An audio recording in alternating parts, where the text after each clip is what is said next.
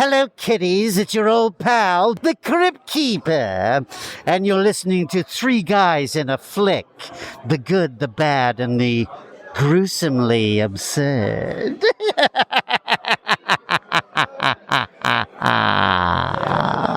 Ladies and gentlemen, please take your seats.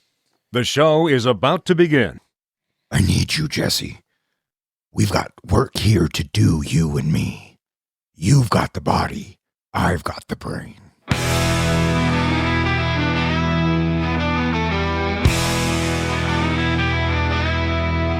Three guys and a flick with Duncan and John. Dive into the movies well after the dawn. From the good to the bad to the wildly absurd. They give a fuck about films. Their voices are heard. Welcome back. You are listening to Three Guys in a Flick. This is where we review the good, the bad, and the absurd. Tonight's movie, A Nightmare on Elm Street 2, Freddy's Revenge. Beware spoilers. Coming to you from 1428 Elm Street, my name is Don. Wait, guys, haven't we been here before? It does feel eerily similar. Yeah, deja vu. Fuckers didn't even take the bars off the windows yet. Look at that. Crazy. And to my right, we have the comic book guy. This is John. Cardio. And to my left, we have the professor, Ken. Hello, everybody. How you guys doing tonight? Feeling a little creepy, a little scary. Yeah? Yeah, what about you there, bud? I'm excited that we're getting one step closer to my favorite Nightmare on Elm Street movie. Yeah. Tonight we are going to talk about A Nightmare on Elm Street 2, Freddy's Revenge. And this comes to us because, well, it was my pick.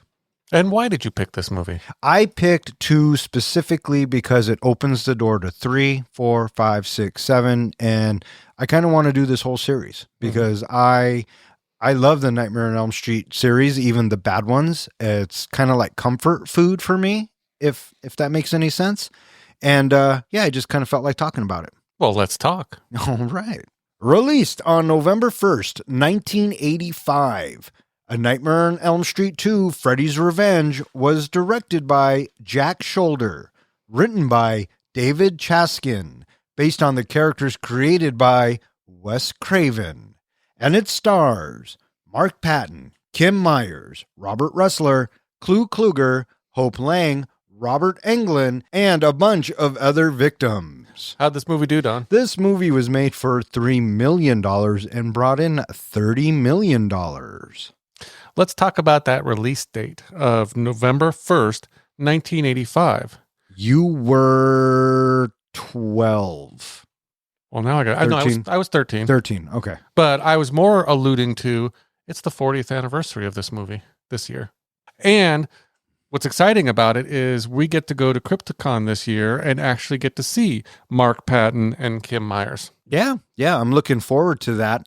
I'll go ahead and say it right now. This isn't one of my favorites of the series. In fact, it is in the lower echelon of the series. However, I will also say it is not the worst. And I would agree with that. There you go. I know you've seen this before, John, but did you ever see this in the theater? I'm pretty sure I did. Oh, really? Even at 13, I somehow got in to see it. And I've seen it many, many times after that. Yeah. But, the funny thing I was thinking about is we'll just throw this out, right now. There's obviously a lot of gay undertones in this movie. That didn't hit me the first few times I saw it. I never even thought about that until years later. I'm sure that was the way it was for a lot of people. When you first saw it, was it theater or was it just like rental? Because the original traumatized me so much that I told a story on the Nightmare pod, but it had been months and months and months. I was finally able to, this is ironic, sleep and not be scared. And because I started listening to the radio and I would listen to Delilah, right? And, all the songs back in the 80s. And God damn it, they had a radio ad for the new Line Cinema movie, A Nightmare on Elm Street 2, Freddy's Revenge, and it has Freddy laughing. And the trauma just starts all over again for me. So I didn't see this until later in life. Did you pick up on any of the undertones, you think, in the beginning? When I first watched it? Yeah. Oh, yes, very much so. Okay. Yeah. How about you, Kim? When's the first time you saw it? Wait, let me guess. For the pod.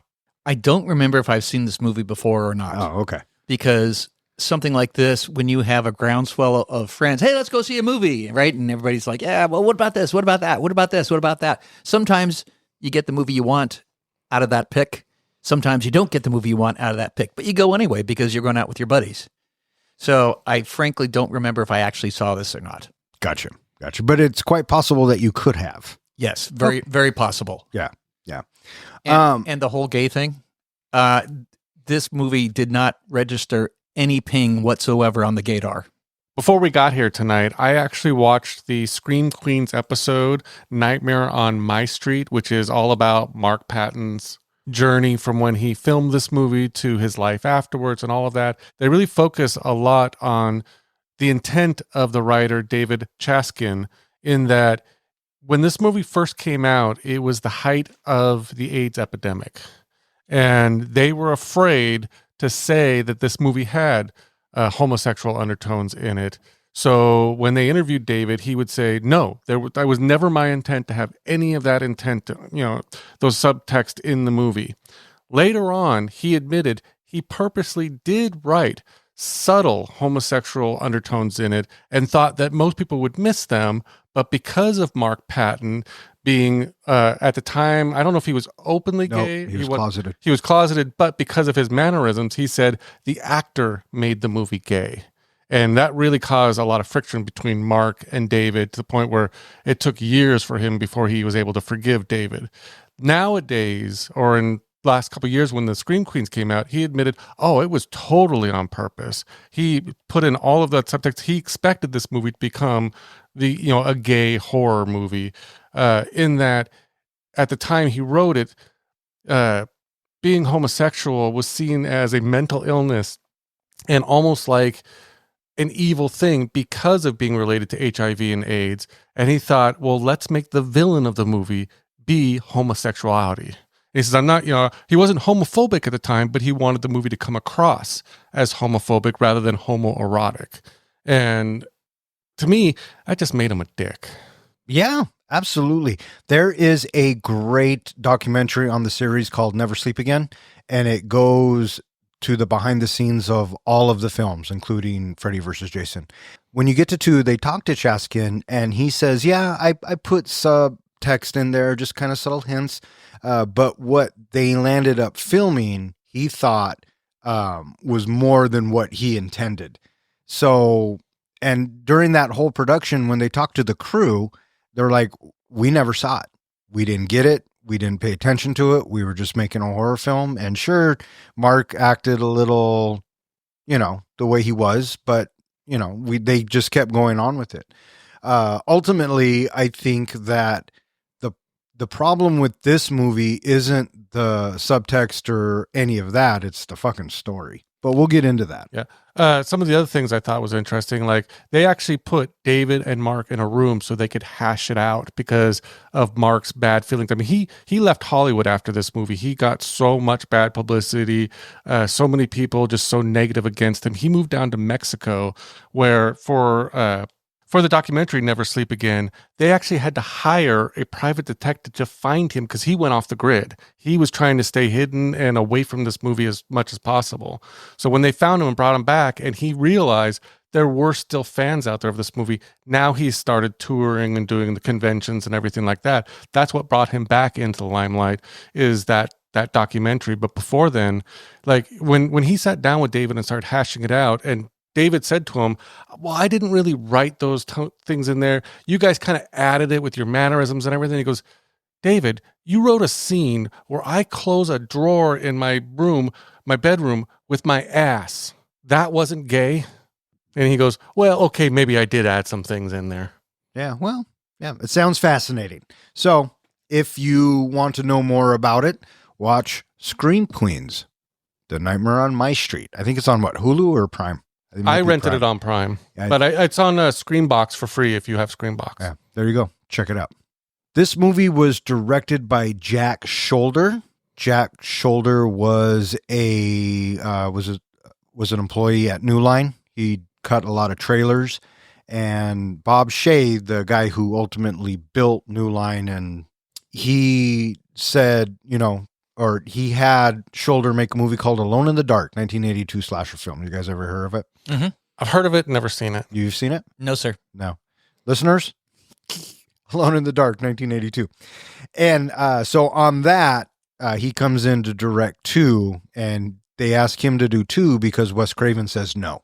But other than this, I think there's maybe 1 or 2 things he's done that I've heard of, but I'd never heard of Jack Shoulder before. He actually did make a movie that was in the franchise series of another slasher I actually kind of like, The Wishmaster. He did number 2. Oh, You really? ever seen any of the Wishmaster movies? I think I've seen the first one.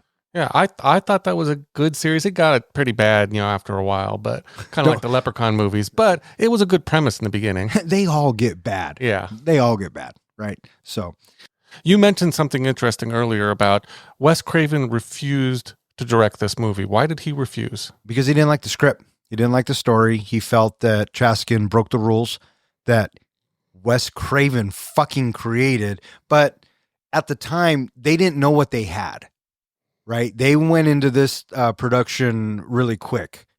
Totally.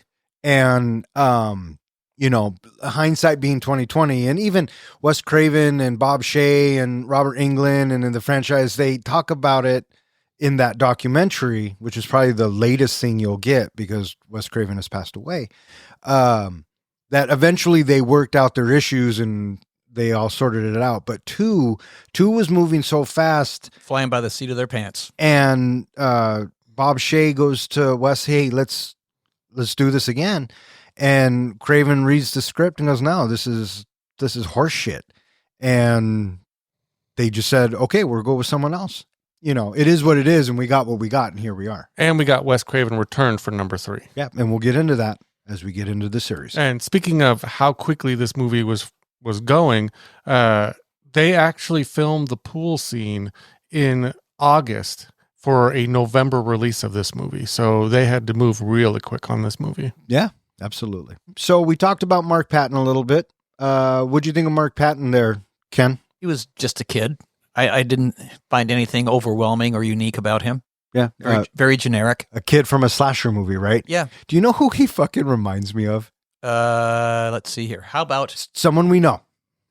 somebody? Oh, Joey? Yes! You're Joey. That's who he reminds me of. The hair, the attitude. The hair I can see. I mean, it's so funny because now when I watch it, it's fucking Joey. I was thinking kind of sort of a young Anthony Edwards. Oh, a little bit.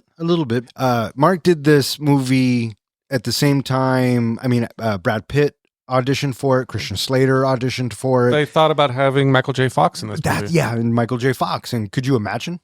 But No.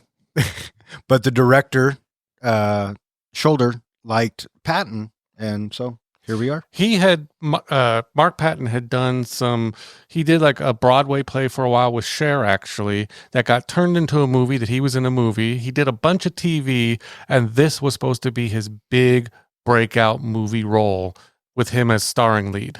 Yeah, which is too bad because the story fucks him.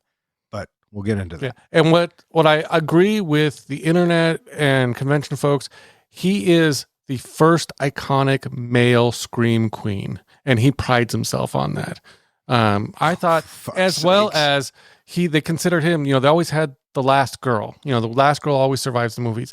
He was kind of the first last guy to survive a movie. Yeah, he was the first, Mm-hmm. probably. But So they were trying to go the opposite direction. And what a lot of people said that kind of hurt him with this movie is that in other movies where you have a last girl, they always start out meek, and then they kind of find the, as they put it, the phallus, and becomes the badass in the end to kick ass and win the day. Whereas Mark, they kind of made him effeminate in the beginning, had this feminine traits to him, and he never really gives that up. And no one ever kind of roots for him throughout the movie to butch up at the end and beat Freddy. It just doesn't happen. So again, that's another reason why I felt like the script did not work. Yeah, but Lisa, she champions him. Yeah, she champions him, but she's not the final girl. It's Mark that's supposed to be the final girl in this movie. Oh yeah, that was apparent. Unfortunately, the script doesn't help, and he could have been, but the two things that this movie really suffers with is the script and the quality. I felt like the quality was shit in this movie. Yeah, rushed. Yeah. Very rushed. Very rushed. Speaking of Lisa, Kim Myers, do you guys know her from anything? I heard that this was her first movie. Yeah. Do you know why they hired her?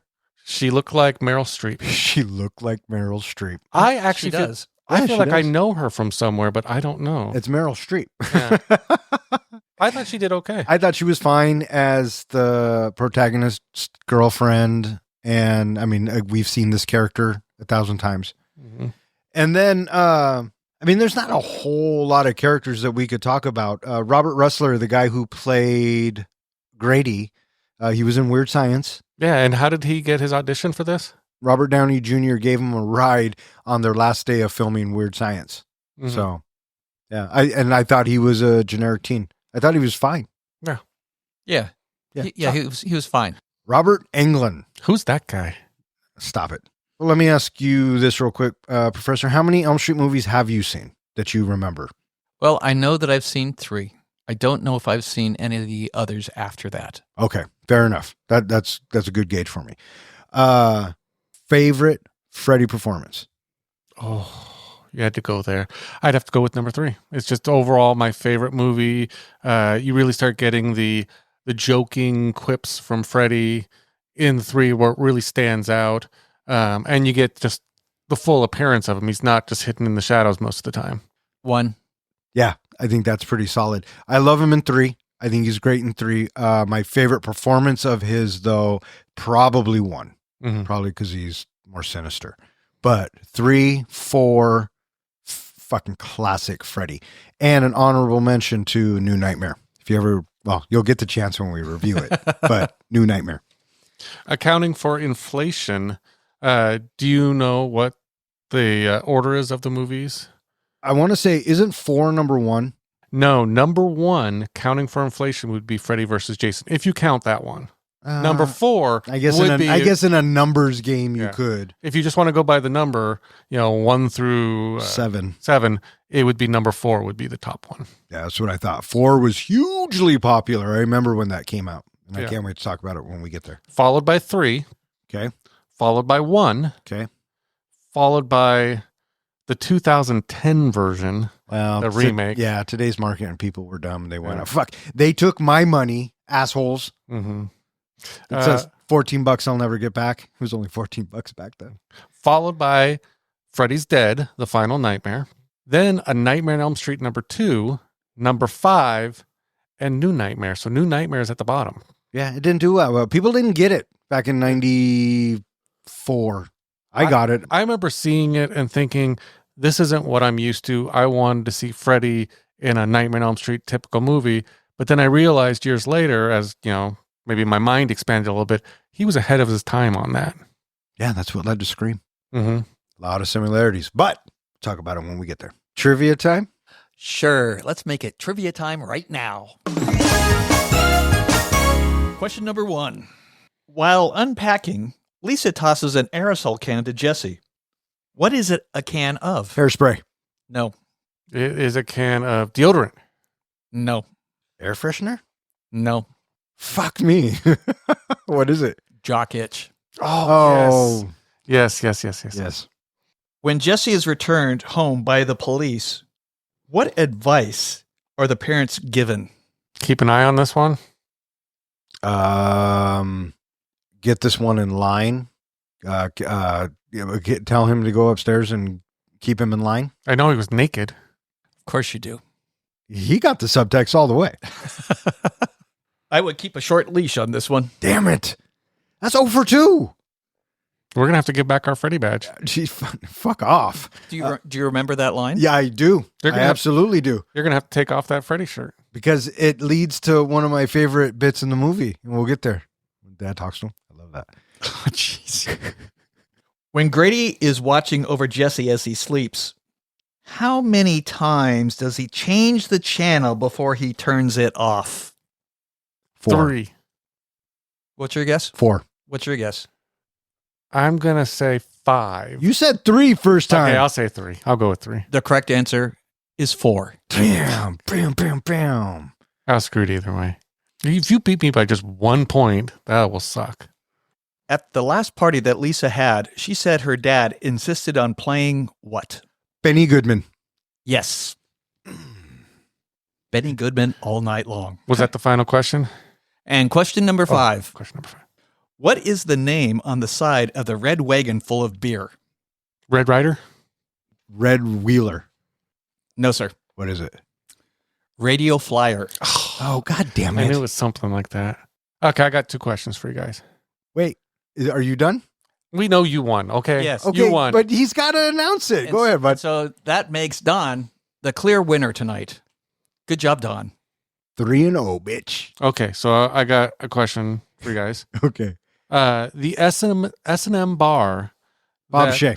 that Jesse goes to, what's the name on the bar? Don's place. Don's Place. Yeah. I did not make that a trivia question because you would certainly have known that. But I had forgotten. What were the name of the caffeine pills that Jesse says? I was like, Stay awake. stay and wake. It would stay up. Stay up. Wait, it's Viagra? Fuck. Who knows? At the pool party, what was written on the dad's apron? Kiss the cook. I don't know.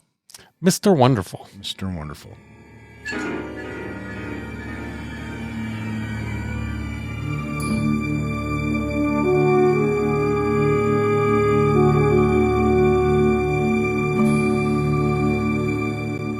Five years after Freddy Krueger's apparent defeat, the Walsh family moves into Nancy Thompson's former home. Their teenage son, Jesse, begins experiencing disturbing nightmares about Freddy. While exploring the house, Jesse and his friend Lisa discover Nancy's old diary, which details nightmares eerily similar to Jesse's own. Strange and unexplainable phenomena escalate, including spontaneous fires around the house and their pet bird spontaneously combusting. Jesse has another nightmare where Freddy urges him to kill for him. As his dream intensifies, Jesse struggles to stay awake but soon begins wandering the streets at night.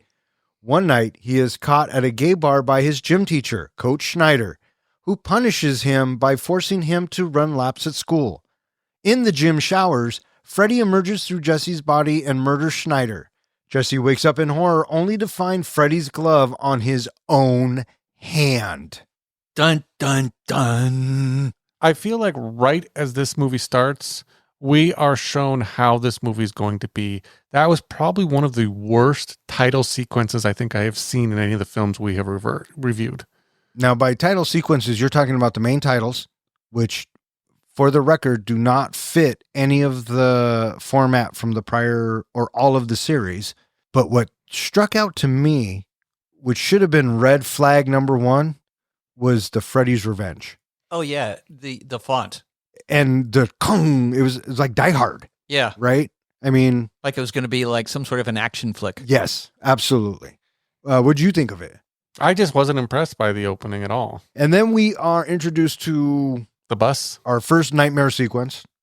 And because every movie has to start with a nightmare. And I have to admit, the first time I saw this, I don't know if I caught that Robert Englund was driving the bus without Yeah. the makeup on. I don't know either. I definitely caught it when I watched it. Did you catch it? No, but I had paused the movie on Prime, and you get the character and the actor name showing on the screen. It's just like, so that's what he looks like. Oh, yeah. Did you ever watch the original V series, the TV series? No. I used to love Ms. Willie. Oh, I loved him On as that well. series. Yeah. And so on this bus, Jesse's going along. What do you guys think of this whole opening bus ride?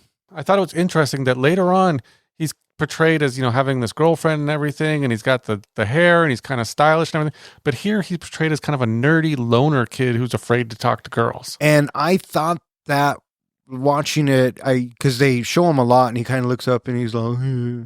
And I thought he's not like this through the entire movie. And then I remembered, oh, it's a fucking dream. We're in a dream. So obviously this is how he sees himself, is one way of taking it.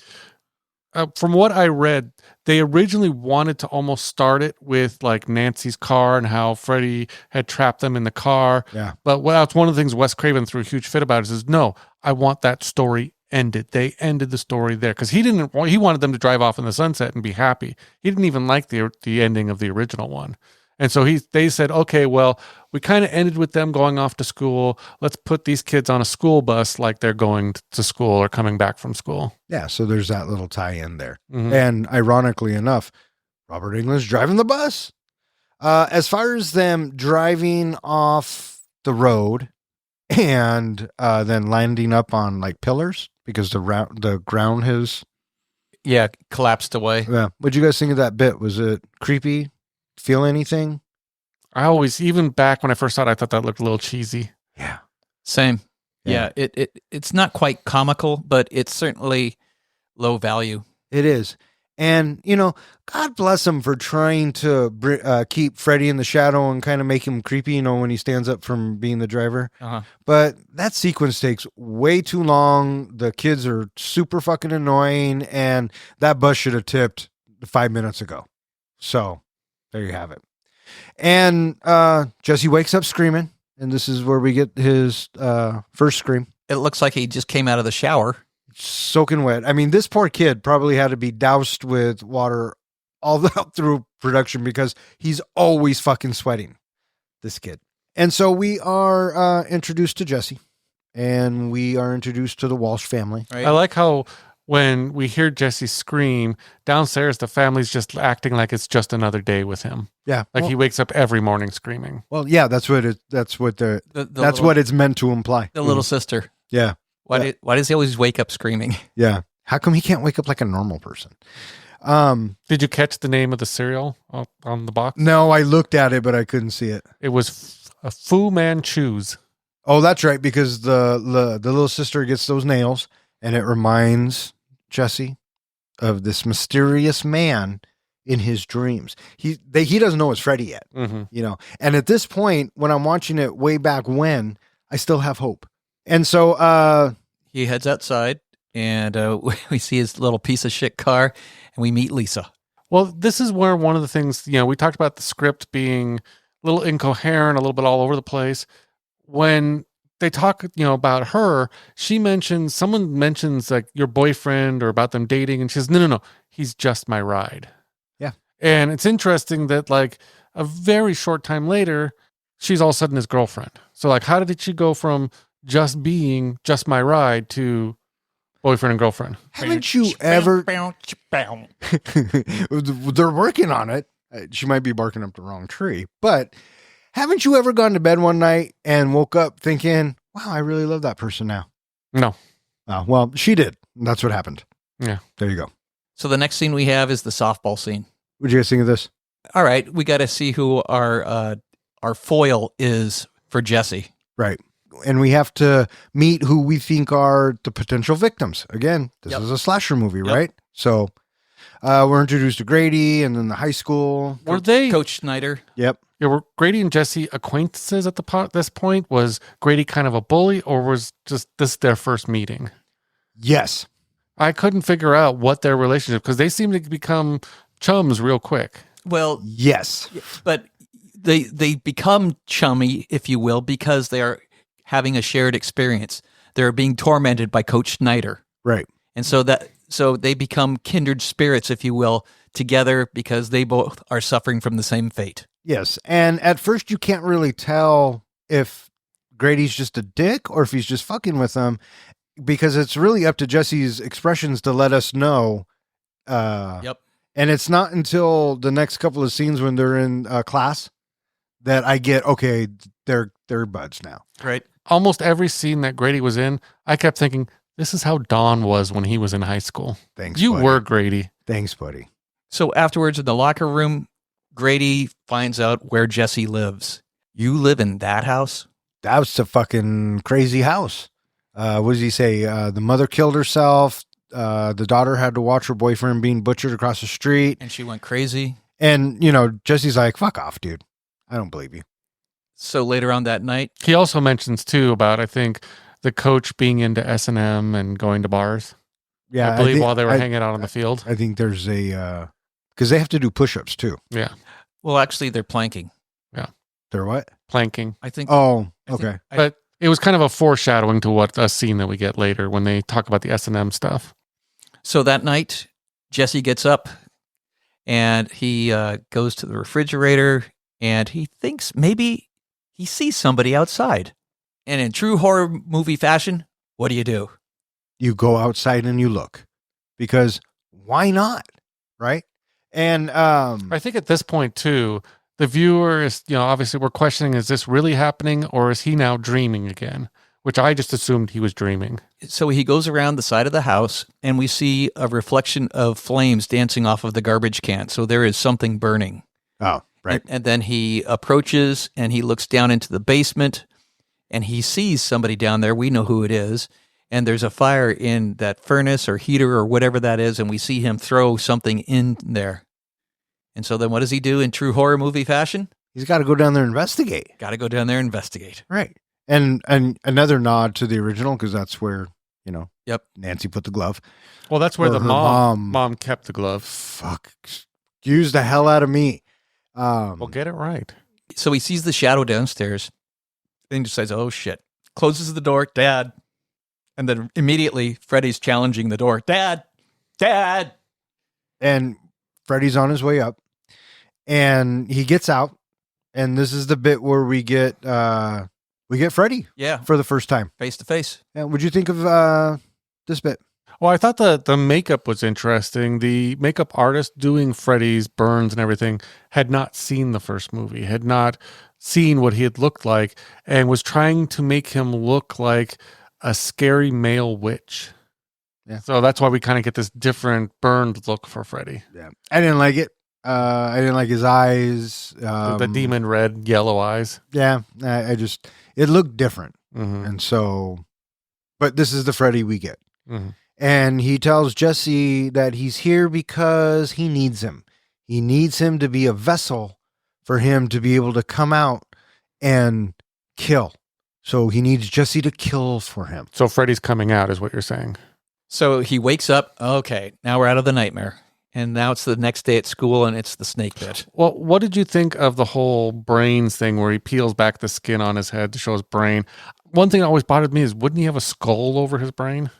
Not necessarily, not in a dream. Not when you can do whatever you want. It reminded me a lot of when he cuts his finger off in the first one. Says, Yeah. This is God. Right? What do you think when he pulled it back? Okay.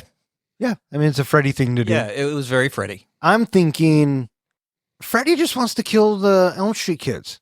I mean, that's Freddy, right? The parents tracked him down, burned him alive, came back, something worse. Mhm. And so we don't know if the Walshes had anything to do with it. We assume that they moved into this house, Yeah, right? they're new to the neighborhood. Right. So, Yeah. Unpack all your stuff. yeah. So why is Freddy picking on this kid? I don't know. I always just assumed it was part of the rules that if you lived on Elm Street, whether you are new or whatever, you're in Freddy's territory. Oh, maybe. So Maybe. when they moved in, especially into that specific house, that's where Freddy's epicenter is. That's his focus, and you're fucked if you move into that house. Yeah. And so the next day at school, it's the snake pit. Yeah, he's asleep. And you're thinking nightmare? Yeah, Reality? Nightmare? because everybody around him seems to not notice at all this huge snake going around his body. Which I thought was fucking weird. And isn't the teacher teaching a lesson about taking a shit? I don't know. I wasn't paying attention to what he was saying. He was talking about how food is processed and comes out your anus. No. He didn't say anus. Well, he didn't say anus, but he was talking about how it forms into poop. Yes, that's exactly what he was talking about. Well, there you go, bud. Mhm. There you go. And then he gets all pissed off about playing with his snake. Well, I don't know how the snake got around him. So, Totally. Mhm. but it was a good moment. It was genuine. It's at this point you can say, okay, they're buds, because Jesse flips off Grady because he knew he did it, but he's laughing about it. Exactly. So, I thought the little smirk and the flip off. Yeah. I liked how that's evolving. So Jesse, he's now forced to unpack his bedroom. He's going to head out, do something with Lisa, but nope, back upstairs. Got to unpack. And he does this little dance. that's kind of cringy. Kind of. But did you recognize the song? Yes. So did I. I forgot that song was in this. It has a needle drop before it song was is a it? needle drop. I think we're alone now. No, that's not what it was. It was hold me, touch me, Oh, yes, feel me that was it. all night long. He gets asked at different conventions to dance. Oh, I'm sure he does. That's one of People his- love that shit. It's one of his big things. Like, that was the moment in the movie he gets up and he dances around and he does the little popper thing. And Yeah. And then Lisa and Mom, and she offers to help him get the room unpacked or moved into. Right. And during this, she notices up in the closet a red diary. And I like this bit because it ties us back. Yep. And it's connecting it. Yep. it brings Nancy into the movie. Well, it brings the whole first movie into the movie, which is what we need, right? For context, if you will. Yeah, for a reason for Freddy to be here. Right. And so they start reading the diary and they find out that it is, in fact, Nancy Thompson's house. And the killer's name is Fred Krueger. And he kills you in your fucking dreams. He is a dream killer. Yep. So literally. Us, the audience, we are now brought up to speed about who and what Freddy is, just in case we hadn't seen the first one. Right. And so later that night, Jesse, he wakes up to a super hot room where stuff in the room is melting. You know what I noticed throughout this whole film is when strange shit is happening to different characters, the only look any of them can muster is, Jesse is so unexpressive when weird shit is happening. It kind of takes me out of it all the time. Well, right here, this was another scene that I thought this has to be a dream. Shit doesn't just melt like that in your room. Even if it's 98 degrees in your room, shit's not going to melt like that. No. So I assume agreed. This is like that whole scene with the killing of the coach and everything. I thought that was just one long dream sequence. Yeah.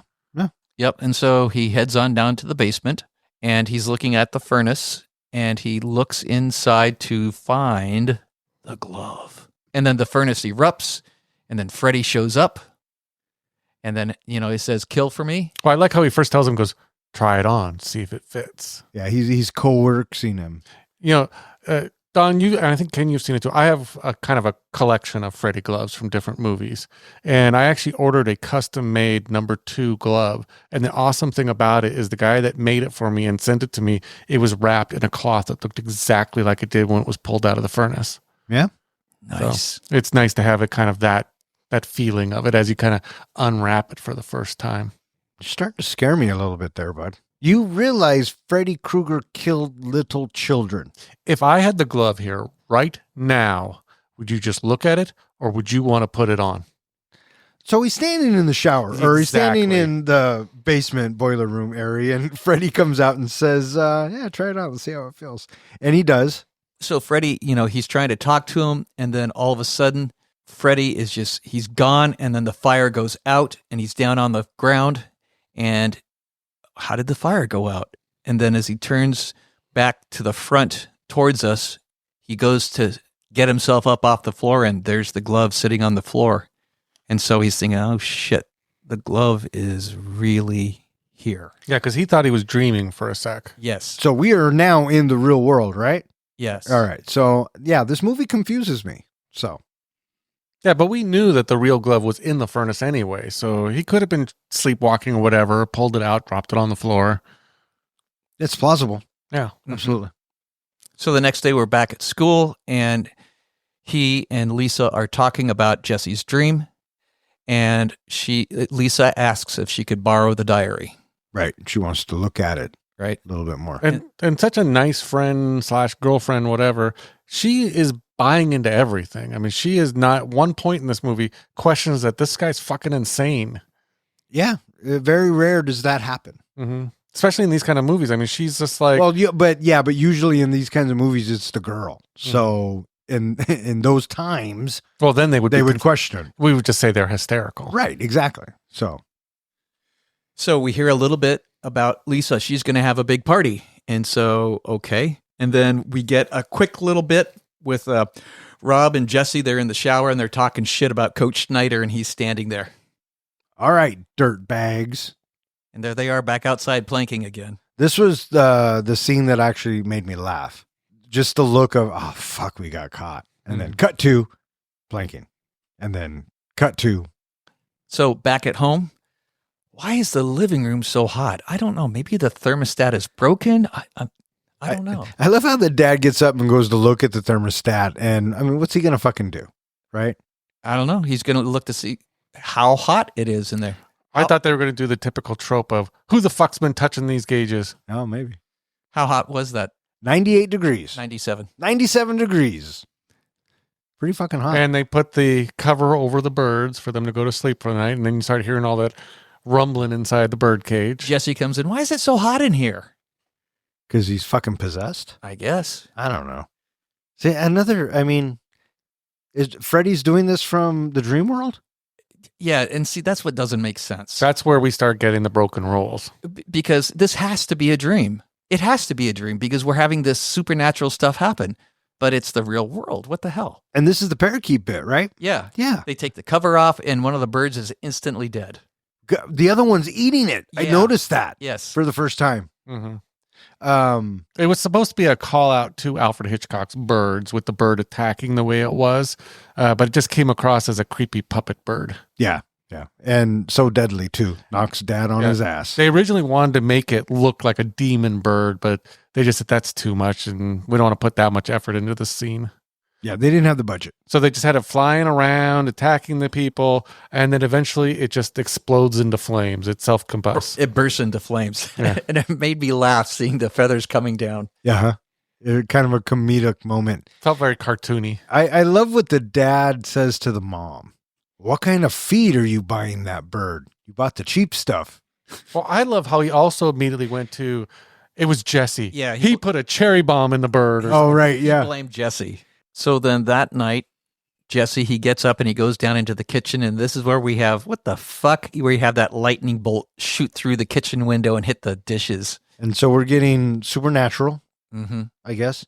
I mean, it was written to be a possession movie, but Freddy doesn't possess. Moving on. Well, the strange thing to me is, first of all, whether you're awake or you're asleep, again, the debate on whether he was awake or asleep, the lightning comes through, hits the dishes.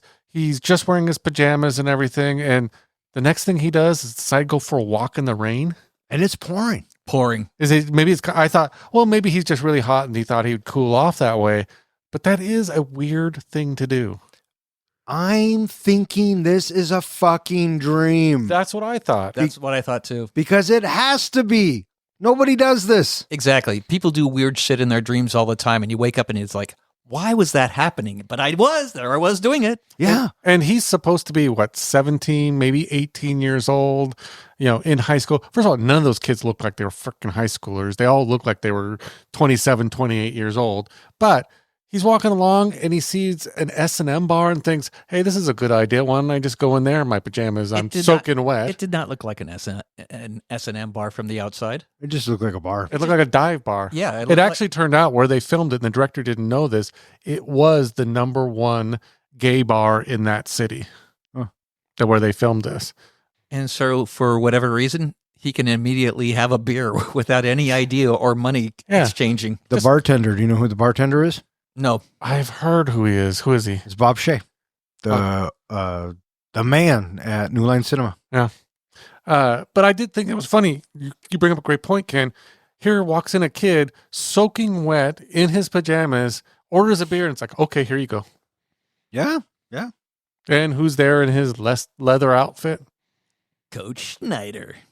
Again, gotta be a fucking dream, because what do we cut to? Running laps Well, in the middle of the night? In that big red glowing room right next to the gym. Well, What?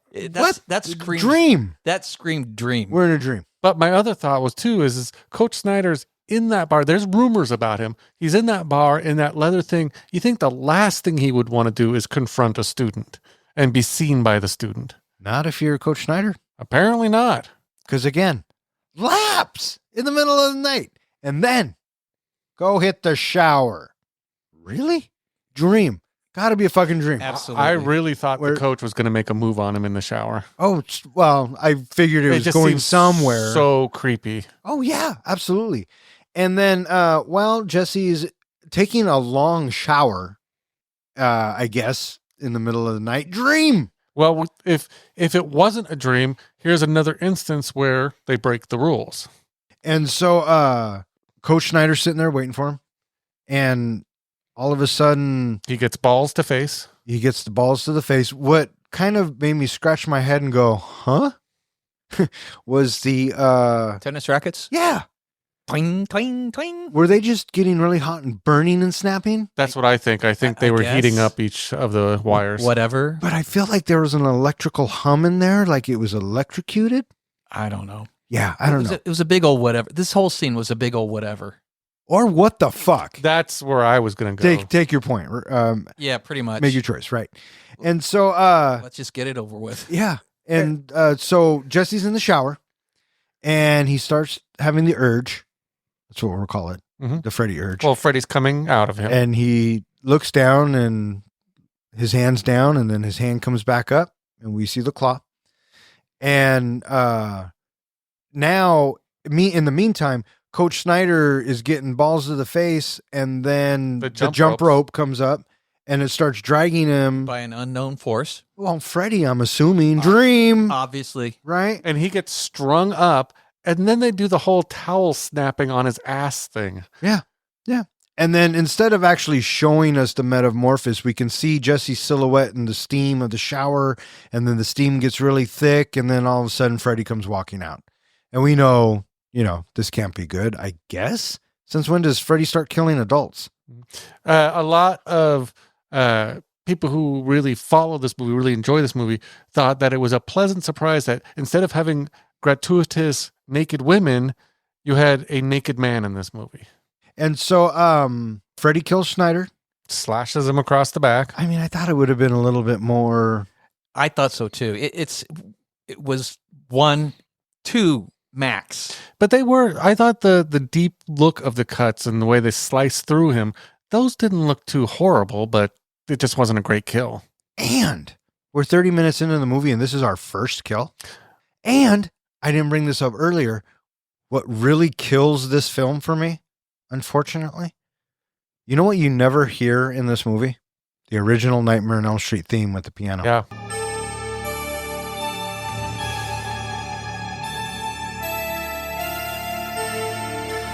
They removed it from this movie. Oh. They didn't even use it. Yeah. WTF. Yeah. You don't hear it once. That's and you only get the 1-2 Freddy coming for you one time. Mhm. And it felt forced. But we'll get there. And so the coach is dead. We then turn the camera around, and there's Jesse covered in blood wearing the glove. And he lets out this wonderful scream. And then we cut to The doorbell. and Mom and Dad come running down the stairs. They open it up, and there's Jesse, buck naked, with a blanket and some cops. And I'm thinking, not a dream? I don't know. How would you react if one of your kids came home like that with the cops? Would you put them immediately into drug rehab? I would have shut the door. Just said, he's yours for the night? Yeah. Pretty much. Arrest that fucker. Mm-hmm. I don't even want to fucking know. Pretty much. I don't even want to know. I would have said, if you're going to give him any charges, let me tell you about a fucking bird. So after the cops drop him off, this bit with Dad, 2 questions. What are you taking and who are you getting it from? Such a dad thing. I like what he says right before it. Okay, so just answer these 2 questions and then we can all go to bed. Yeah. And those 2 questions, heroin, and I'm getting it from Brad. Okay, let's go to bed. We'll talk about this tomorrow. I thought he was going to say something like, I'm getting it from your drawer, and I learned it from watching you. That would have been about the right time, for sure. The next day, Jesse, he leaves the house in a big old huff. Dad's up there on the ladder putting bars on Jesse's windows. No, he's taking the bars off. He was Oh, taking the bars down, off. I think, yeah. That Marge put up. Marge Thompson. Okay. Call back to number 1. Yeah, that's what I thought too. I thought, why is he putting? And I go, oh no, wait, right on. He's finally taking him down. Mom says he should see a psychiatrist. And Dad's like, no, he shouldn't. He needs a kick in the butt. That's my favorite brand of justice. This is where you belong. Don't make me wait too long.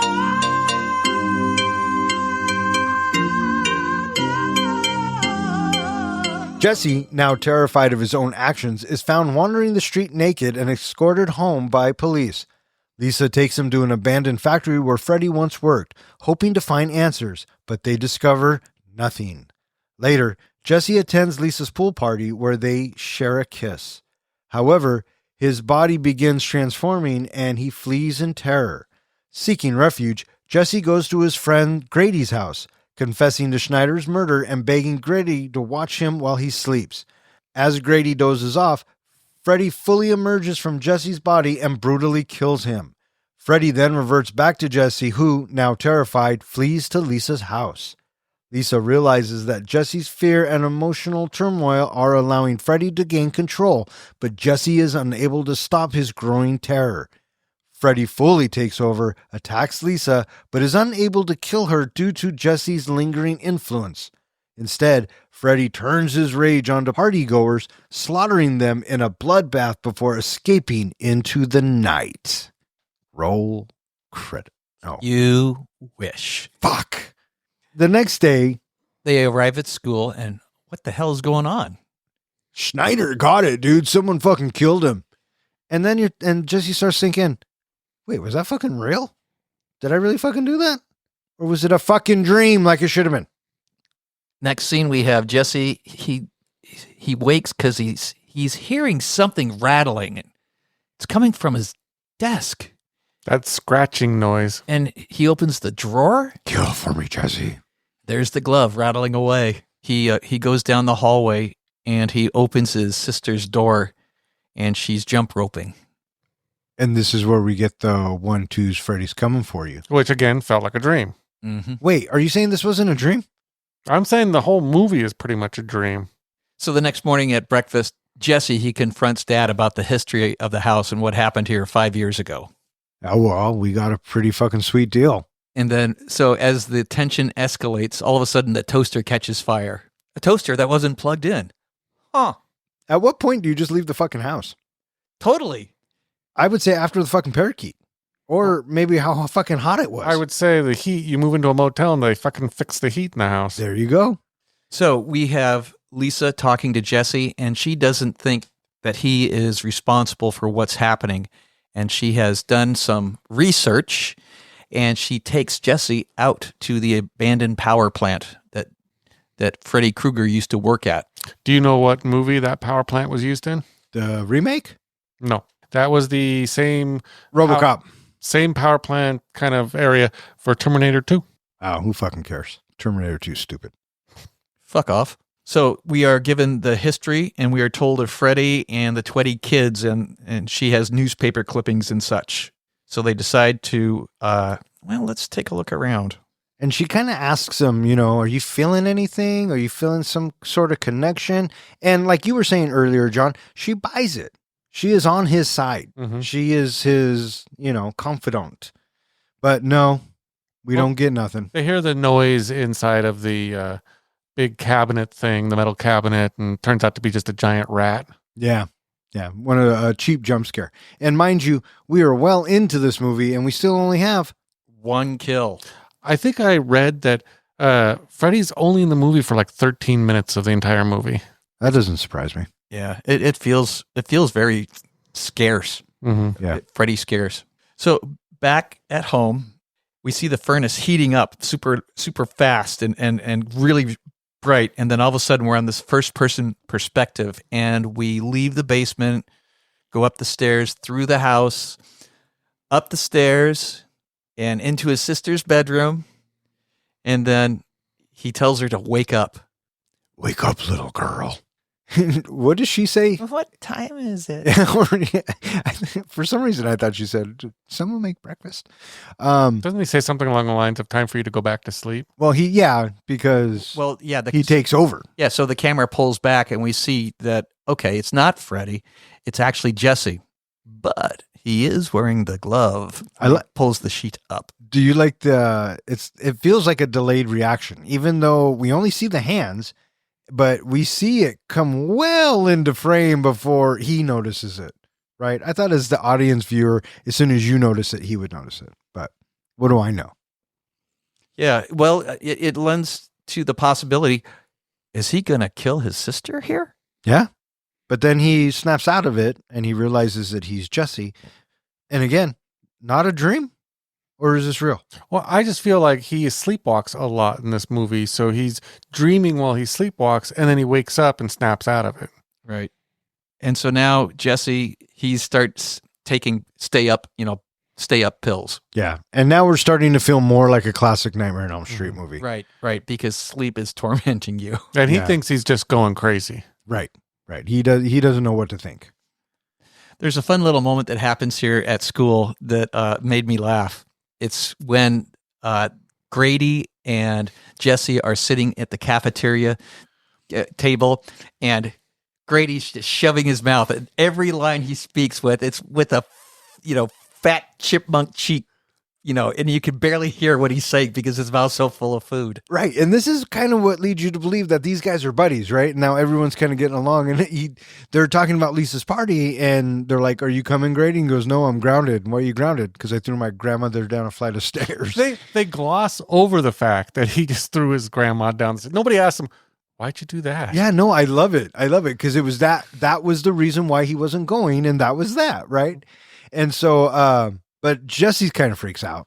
Yeah, and he's definitely not himself, and he leaves in a huff, and Lisa, she's seriously worried about Well, him. what does he Right. say to Grady that pisses off Grady, and Grady storms off? Oh, I forget.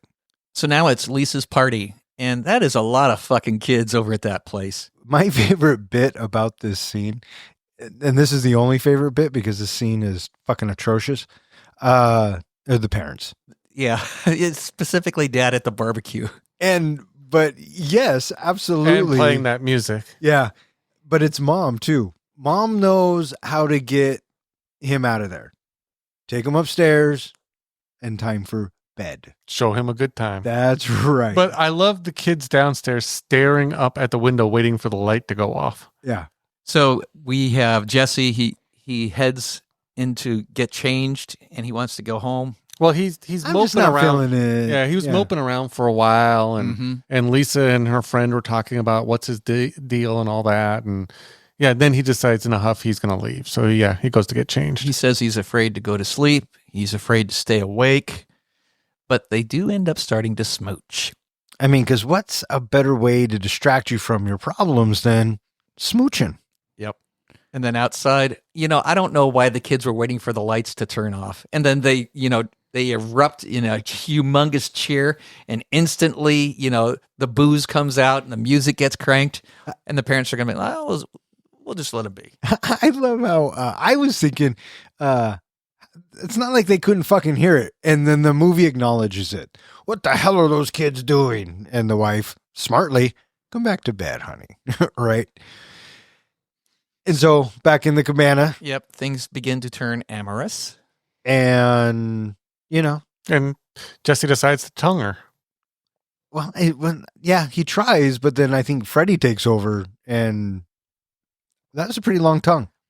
Would Lisa have been surprised and wanted Or- some of that tongue? I think she would have been impressed. That's what I think what he's saying. I mean, maybe Jesse should have rode that out a little bit longer is what you're saying? I think she would have at first been impressed, but then the color wasn't exactly correct. It all looks the same when you turn the lights off, bud. That's true. So, He freaks and he leaves. and she's like, "What the fuck? Just talk to me, right? What the fuck just happened? Well, You just I always thought she just felt like he just got her all worked up, hot and bothered. Now he's just fucking running away and not finishing the job. yes, clear. Yes, that's what happened. I think she was pissed about that. Well, I think she really likes him too. I guess I don't know. Well, I think she better. And so we cut to Grady sleeping, and then Jesse's there and wakes him up in a classic horror movie fashion. I like Jesse's reaction. Or I like Grady's reaction to Jesse waking up. "What the fuck are you doing here?" And this is the first time they start saying fuck, and they say it a couple more times from here, but there's not a lot of fucks in this movie. I just thought I'd throw it out there. I wonder if that is foreshadowing for what's going to happen at our rating time. Oh, look at this guy. Yeah. What do you guys think of this whole Grady Jesse bit? I knew exactly what was going to happen.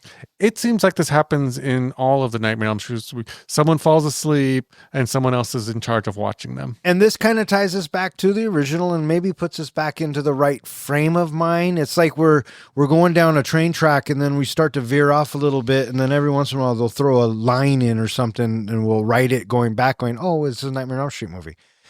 Jesse tells Grady, "Don't fall asleep," right? "All you got to do is watch and see if I start freaking out." I liked Grady's whole conversation with him about, there's a girl back there who wants to do you, and you're hanging out with me. Yeah, because Jesse's freaked the fuck out. He thinks something's trying to get inside of him. Oh, that's right. And then he says, And- yeah, it's what's her name? Yeah, he says, yeah, she's back at the cabana. And, well, you play dumb games.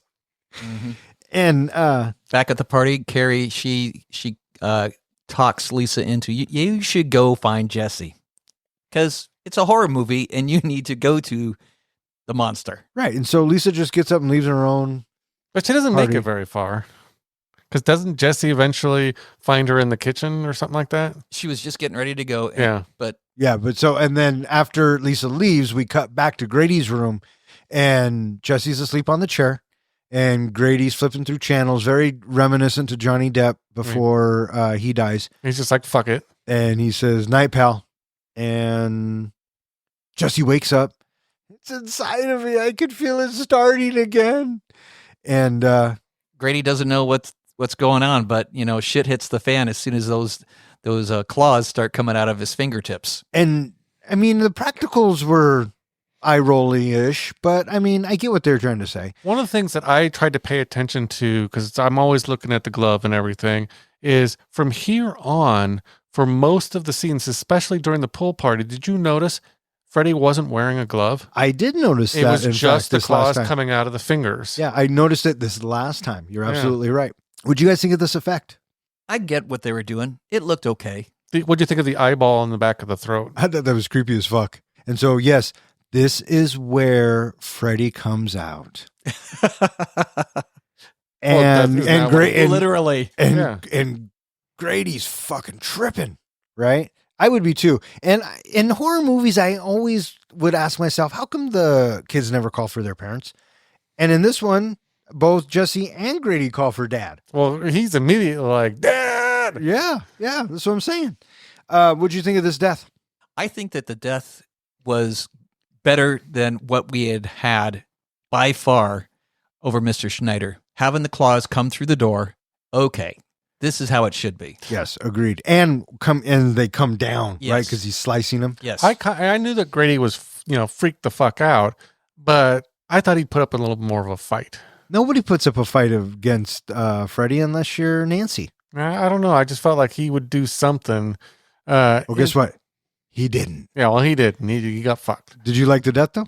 Yeah, it was okay. When they cut back to him, I wanted to see more shit on the chest but budget.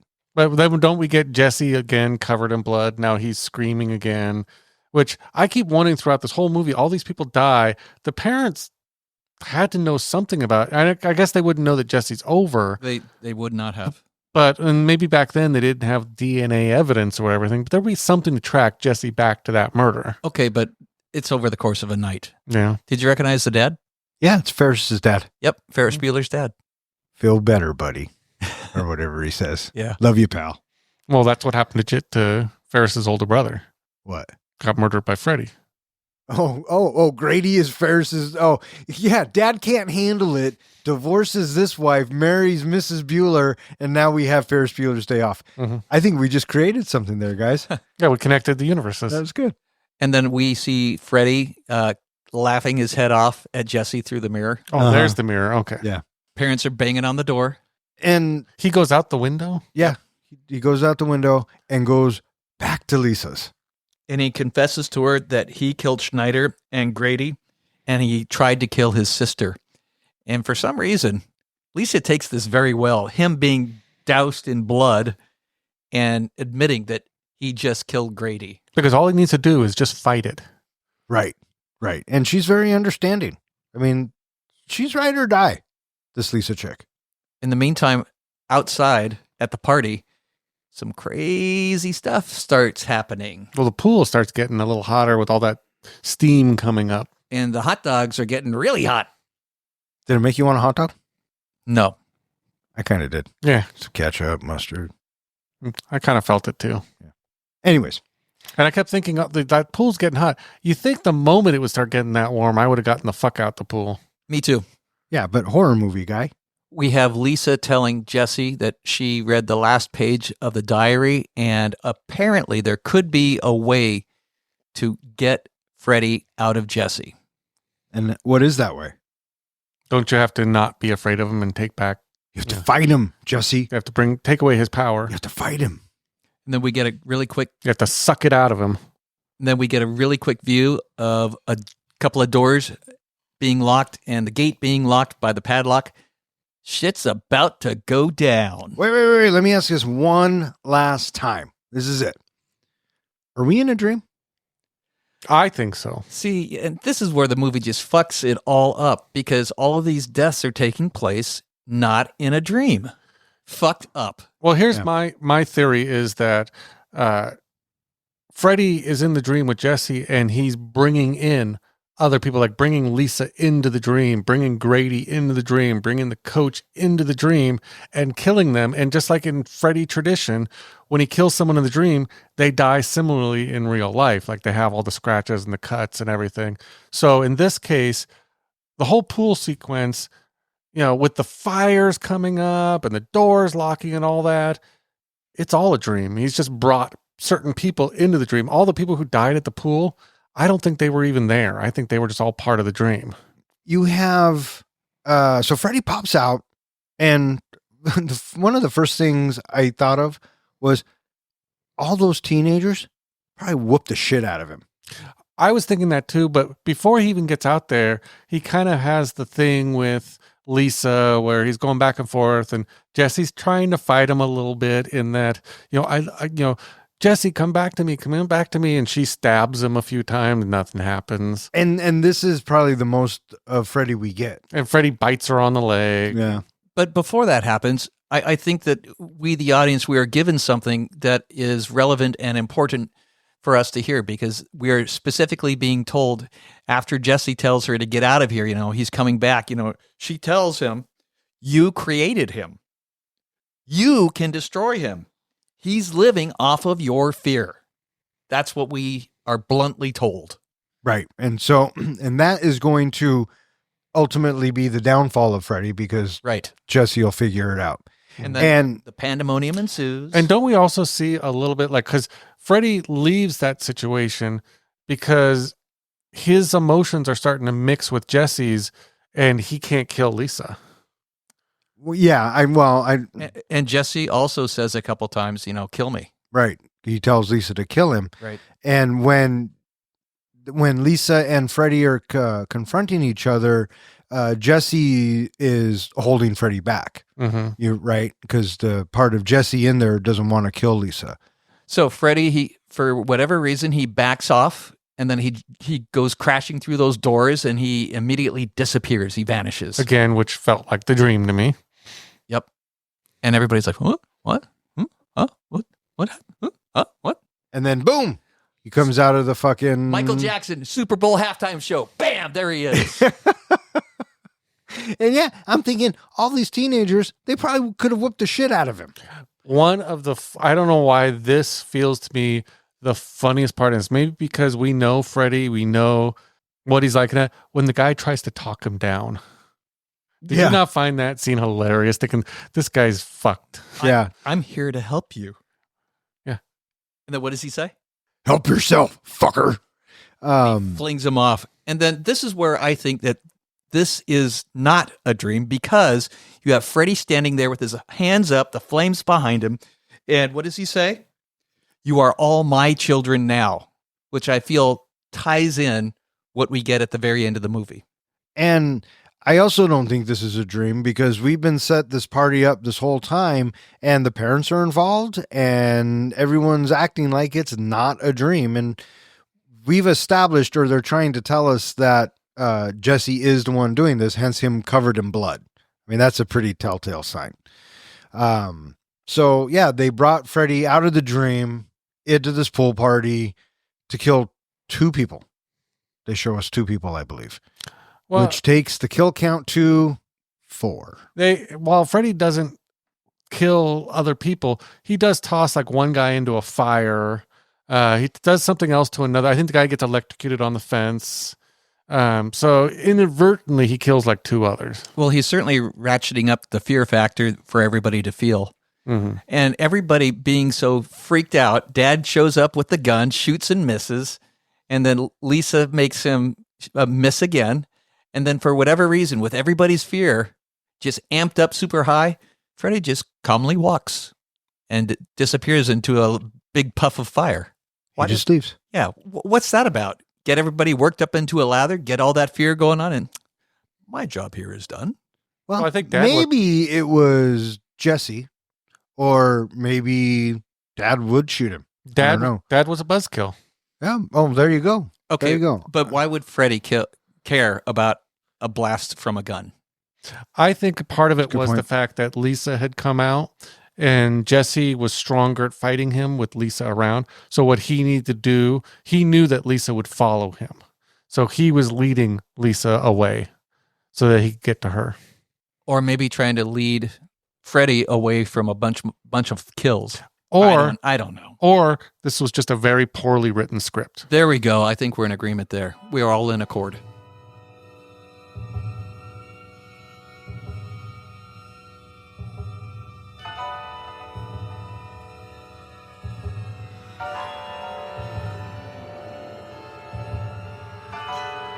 Determined to save Jesse, Lisa follows Freddy to an abandoned factory.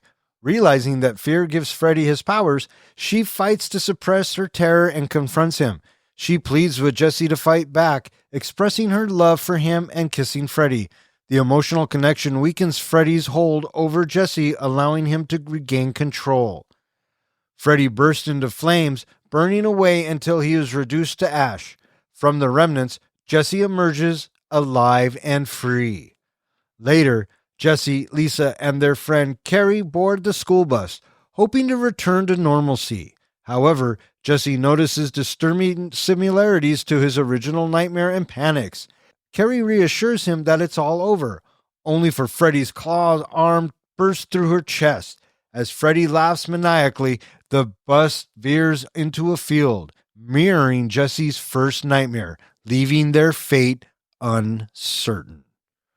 Roll credits. This whole thing where Lisa follows him is again where it makes me feel like this whole part is just another part of the dream. Because first of all, she gets there and there's the freaking dogs with the human faces.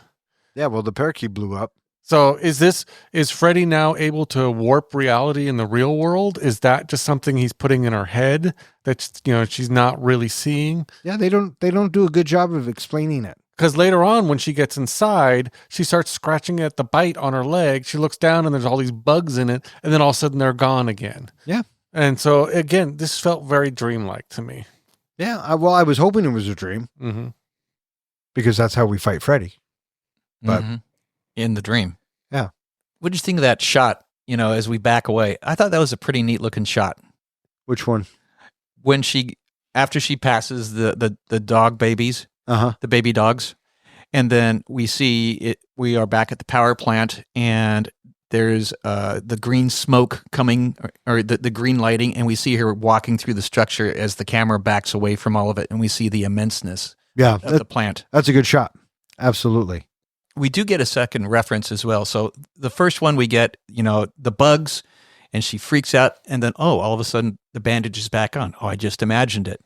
And then a few moments later, she goes running across the scaffolding stuff, and she falls through, and she's dangling, and then all of a sudden, I didn't fall through that. I'm just sitting here on the scaffolding. Right. Okay, so I imagine that. Oh, okay, so I guess this is how Freddy fucks with somebody's mind. Maybe she's having micronaps before micronaps was a thing. I don't know. See, Well, it's just so confusing. I felt like maybe part of it is because she even says to him, "I'm not afraid of you." She knows how he operates, knows how he works, and so it's her brain fighting back against it. That these are just optical illusions or hallucinations that he's putting into her brain, and that she realizes this is not really happening, and so she's fighting back. Right. Yeah, she really is. Yeah, and so when she decides to fight back, she tells Jesse that she loves him. Right. Jesse's dead. He's not here. Keeps fighting. And she, we're hoping that love ultimately wins at the end of the day. And so, yeah, we can see that the grip that Freddy has on Jesse is loosening. Right. And he's starting to back away a little bit. And Lisa, she gets bolder, and, she goes in, and it looks like that they might kiss. Now, I have a theory on this.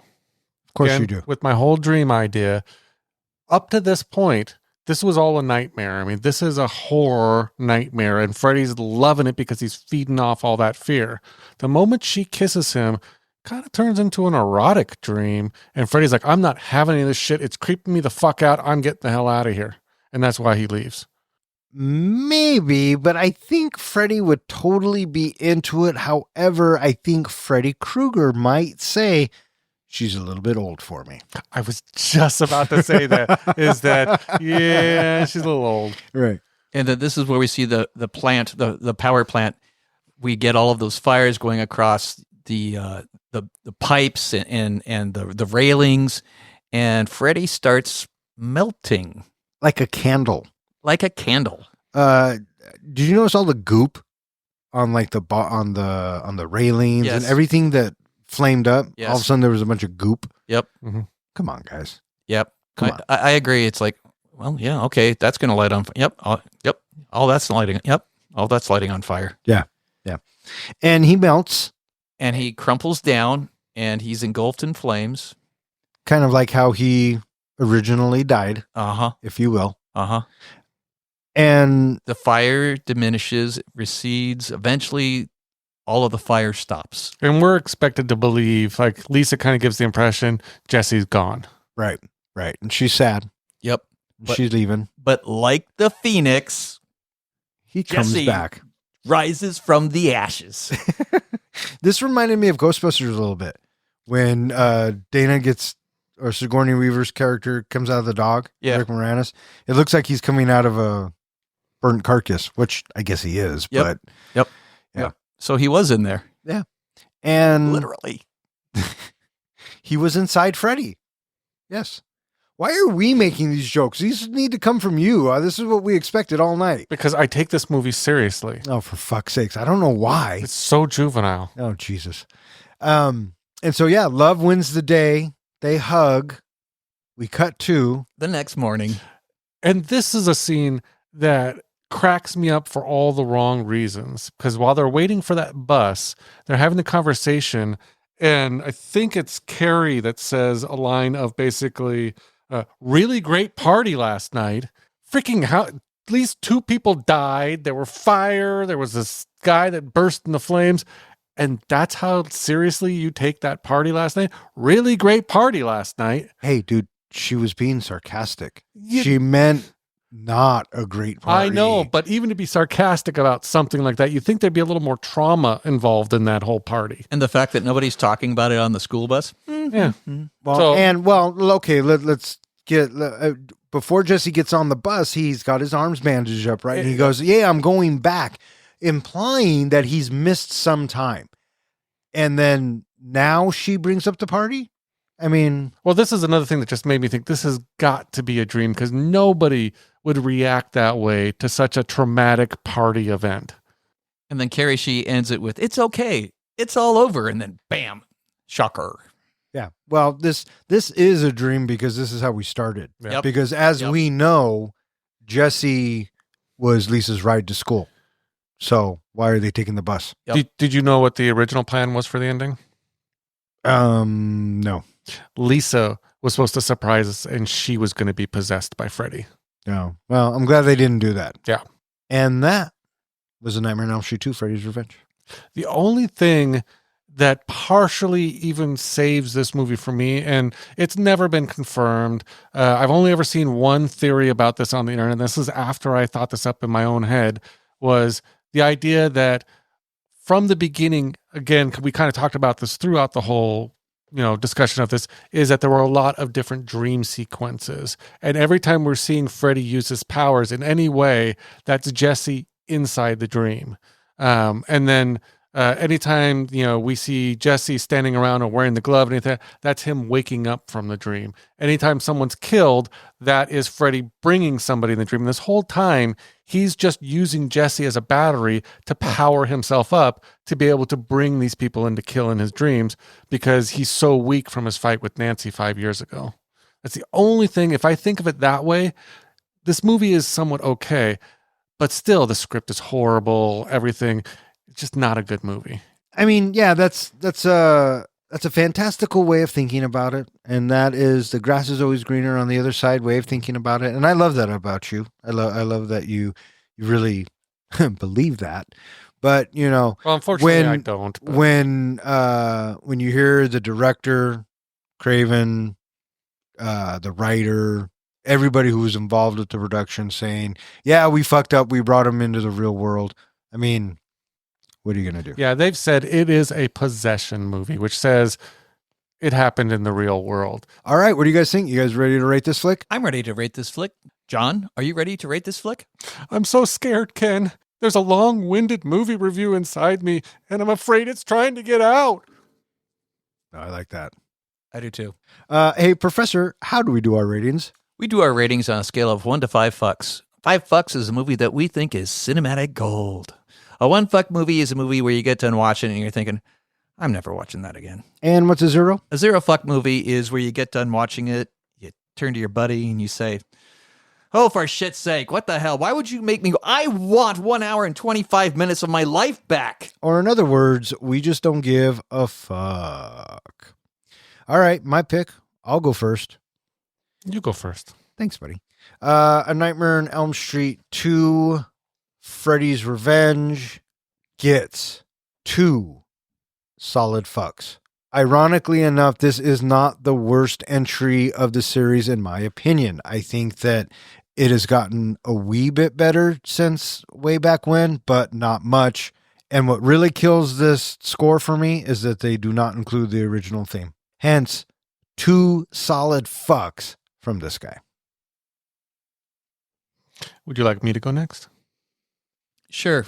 But before I do, Don, would you like to predict my rating? You are going to give A Nightmare on Elm Street, Freddy's Revenge, 2.75 fucks. Is that your final answer? Wow, you looked at me like, wow, that was really shocking.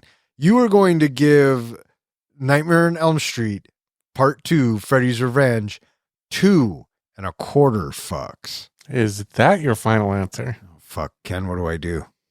You do you, boo. So helpful. 2.25 fucks. 2.25. Final. There's no denying that Nightmare on Elm Street 2, Freddy's Revenge, is one of the most fucked up entries in the franchise. While Mark Patton rightfully earns his place as horror's first male scream queen, the film itself struggles to capture what made Nightmare on Elm Street so iconic in the first place. Right from the opening title sequence, the movie feels cheap, lacking any real vision or direction. Unlike its predecessor or the later entries, Freddy's Revenge ignores much of the dream logic that defines Freddy Krueger's terror. Instead, it rewrites the rules, bending them to serve a disjointed script that ultimately weakens the film's impact. The infamous gay undertones are well documented.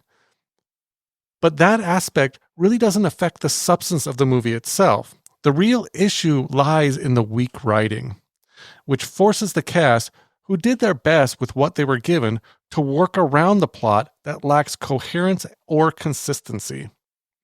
However, if you rewatch the film under the interpretation that the majority of it is one long nightmare where Freddy is torturing Jesse, feeding on his fear, and pulling others in to continue his torment, then Freddy's Revenge gains some depth. This perspective helps explain its surreal and disjointed nature, making the film slightly more redeemable. Unfortunately, it remains my least favorite Elm Street movie, as it lacks the signature dreamlike horror, inventive kills, and psychological depth that made the franchise so great.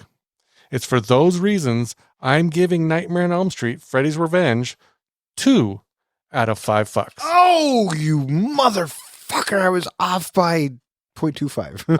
I tried to give you a look. And that was your first answer, too. That was the second answer. Well, I said 2.75, and then his look, Okay. yeah, his look kind of. So what I don't Take me off get is, I think it was even on the first movie, you and I are pretty much the same on our scores when it comes to Nightmare on Elm Street movies. We both love the franchise. We do, but I thought you would just say- but you just said this is your least favorite, where Yeah. I have so much issue with that, but we're going to get into it. We're going to get into Yeah, it. because here's the thing. I don't know. I don't want to know why. You just said that. Okay. I'm going to say something about you. Oh, fuck. The fact that this isn't your least favorite of the movies, I'm really curious what is, but I don't want to know. I want you to save that for future because I want to find out what movie you think is worse than this one. Oh, you're going to know, and I'm going to tell you. I would love to guess, but I don't want the answer. So All right, I'm not going to. Guess. No, because I don't want to. Guess. I would guess probably Freddy's dead, but I don't want to know. The 3D one. Okay, before Professor goes, we both have given it a 2.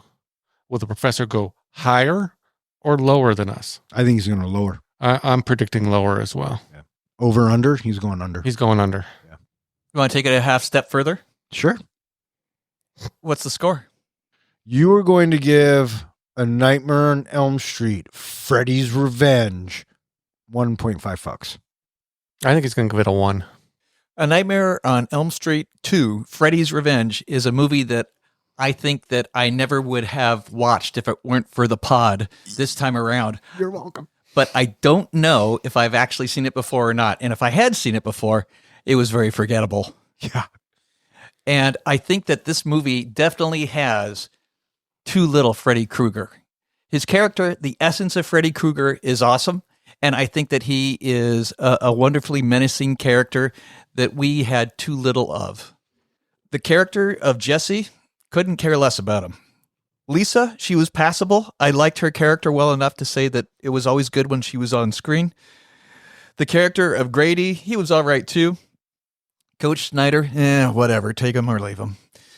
The movie, in my opinion, had little suspense, and there was a few little scares that were, psychologically intimidating and unnerving, if you will, but, only passively so. Certainly nothing that is anywhere close to the first. I have this movie pegged pretty much where I thought it was going to be. I went up a quarter, and then I went back down a quarter, finally landing myself at 1.5 fucks. Bam! 1.5 fucks for the Professor. It's not too bad. With 2 solid fucks from the comic book guy and myself and 1.5 fucks from the Professor, that gives A Nightmare on Elm Street 2, Freddy's Revenge, an average of 1.8 fucks, which now ties it in the 35th spot with Evil Dead 2, Friday the 13th, the remake, and Cape Fear. It is slightly better than Blazing Saddles, Moulin Rouge, and Idiocracy, and slightly worse than Willy Wonka and the Chocolate Factory, Basketball, Say Anything, and The Big Year. So there you have it, boys. So there you go. 2 down, 5 to go. Well, now you've at least gotten this one out of the way. We can get to the best one. The second best one, yes, absolutely. The second best. Can we at least agree the next one has the best song in it? Oh, hands down. Dawkins? Yeah. Dream Warriors? Get the fuck out of here. It's my anthem. Love that shit. It's on my playlist. Of course it is. It's on mine too. I just listened to it today. No, I didn't, but I was going to. All right, that is going to wrap it up for this episode of 3 Guys in a Flick. If you would like to know which movie we're going to be reviewing next, please check out the website. Speaking of which, John, where can they find us? They can find us at 3guysinaflick.com, where we go ahead and post all of our show notes. And there's a web form there where you can go ahead and submit a movie you would like us to review next. You can also find us at all of social media and anywhere that hosts podcasts. And in fact, while you're listening to us, go ahead and make sure to hit that subscribe button and leave us a comment. We would love to hear from you. You can also leave us in the comments a movie you would like us to review. All right. I just want to thank myself for picking such a great movie. Thanks, Don. You're welcome, guys. And I want to thank anyone else who listens and who has suggested a movie. If you keep listening, we'll keep recording.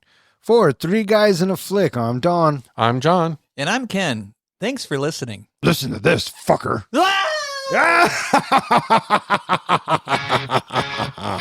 Three guys with some lights, yeah, dive into the flicks. We're here for the real talk, no time for the tricks. Dawn as the captain, steering us right. Kid drops now to shedding light. John with the comics, bringing the hype. From the good, the bad, to the absurd, we break it down, make sure you heard. Passion for the screen, we ride or die about movies. You know, we always give a fuck, no lie. Come on, you didn't see that coming? Yeah, I did. I'll give you something to cover. Well, it's a good time with this movie. This is going to be a fun, festive evening, which I'm actually fucking shocked. I'm glad we all came out for this movie. Yeah, me too. And you're Don't not going to deflect say anything about John having his shirt completely unbuttoned. I mean, why is your shirt completely unbuttoned? I guess a better question is, where did you get that biker uniform from? I don't know. I've had it for a while. Oh, okay. I think an even better question is, when did you get that piercing, Don? It goes from both my nipples down to...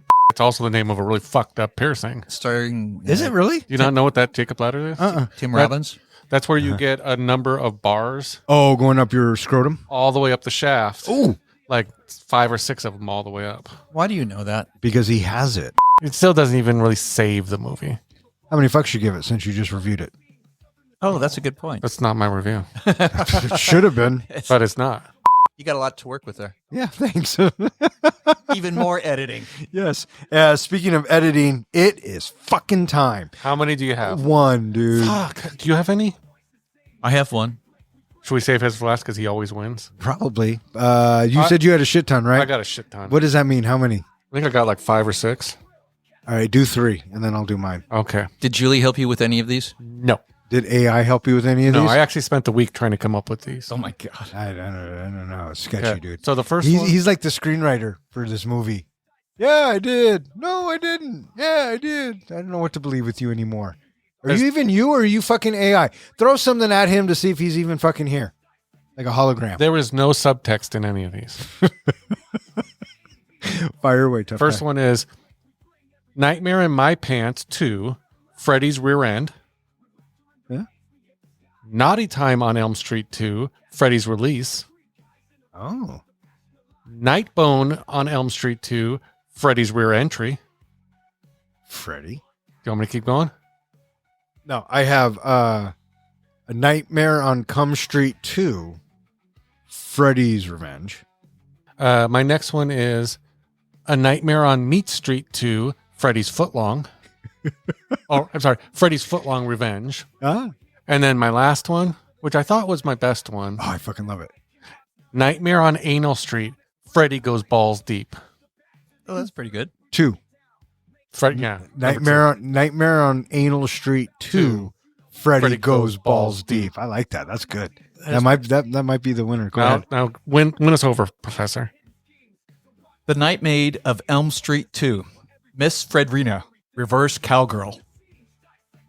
It's a mouthful. That's a lot of words. It's a mouthful. So's the title of the movie. All right. May all of your days and nights be filled with happiness. All right. Fuck up. Good night. Tune in to the thrill, catch the vibe. As 3 guys in a flick, keep the passion alive. Fuck that guy.